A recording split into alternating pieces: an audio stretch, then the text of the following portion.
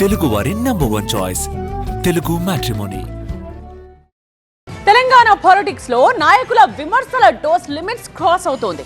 తమ స్థాయిని మరిచి ప్రత్యర్థి పార్టీలపై అనుచిత వ్యాఖ్యలకు దిగుతున్నారు ప్రధాన పార్టీల నేతలు. నువ్వు నన్ను ఒకటంటే నేను నిన్ను రెండంట అన్నట్టు ప్రత్యర్థులను చాలా చులకనగా మాట్లాడటంలో ఎవ్వరూ తగ్గడం లేదు.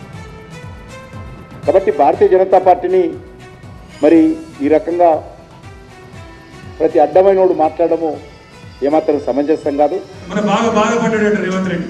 నేను హౌలా అన్నా బాధపడ్డాడు. పెడితే గిడితే 10 రోజులు జైల్లో పెడతాడు, పైశాచిక ఆనందం పొందుతాడు తప్ప వాడు పీకేది ఏమీ లేదు.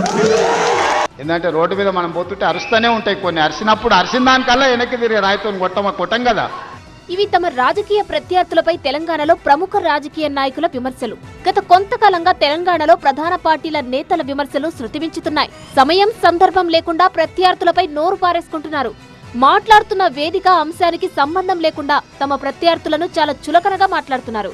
వనకచెర్ల గోదావరి అనుసంధానం ప్రాజెక్టుపై మాట్లాడిన సందర్భంలో ప్రతి అడ్డమైన వారు బీజేపీని విమర్శిస్తున్నారని అన్నారు కేంద్ర మంత్రి కిషన్ రెడ్డి. అనేక సంవత్సరాలు కాంగ్రెస్ పార్టీ పరిపాలించింది. మధ్యలో 10 సంవత్సరాలు బీఆర్ఎస్ పార్టీ కేసీఆర్ ఎలగబెట్టాడు. మళ్ళా సంవత్సరంన్నరగా ఈరోజు కాంగ్రెస్ పార్టీ ఎలగబెడతాంది. కాబట్టి భారతీయ జనతా పార్టీని మరి ఈ రకంగా ప్రతి అడ్డమైనోడు మాట్లాడము ఏమాత్రం సమంజసం కాదు. బీఆర్ఎస్ వర్కింగ్ ప్రెసిడెంట్ కేటీఆర్ది కూడా ఇదే తీరు. అవకాశం దొరికినప్పుడల్లా సీఎం రేవంత్ ను చులకనగా మాట్లాడుతున్న కేటీఆర్ ఫార్ములా ఈ రేస్ కేసులో ఏసీబీ విచారణ తర్వాత సీఎం రేవంత్ రెడ్డిని ఉద్దేశించి అనుచిత వ్యాఖ్యలు చేశారు. చిట్టినాయుడు రాసిచ్చి పంపిన ప్రశ్నలు తప్ప ఇది లొట్ట పీస్ కేసు. ఈయన ఒక లొట్ట పీస్ ముఖ్యమంత్రి. పెడితే గిడితే 10 రోజులు జైల్లో పెడతాడు, పైశాచిక ఆనందం పొందుతాడు తప్ప వాడు పీకేది ఏమీ లేదు. లొట్ట పీస్. మన బాధపడ్డాడు రేవంత్ రెడ్డి. నేను హౌలా అన్నా బాధపడ్డాడు. తెలంగాణ ముఖ్యమంత్రి అయ్యుండి తెలంగాణ రాష్ట్రాన్ని ప్రతిరోజు కించపరిస్తే నేను ఏమని పిలవాలి?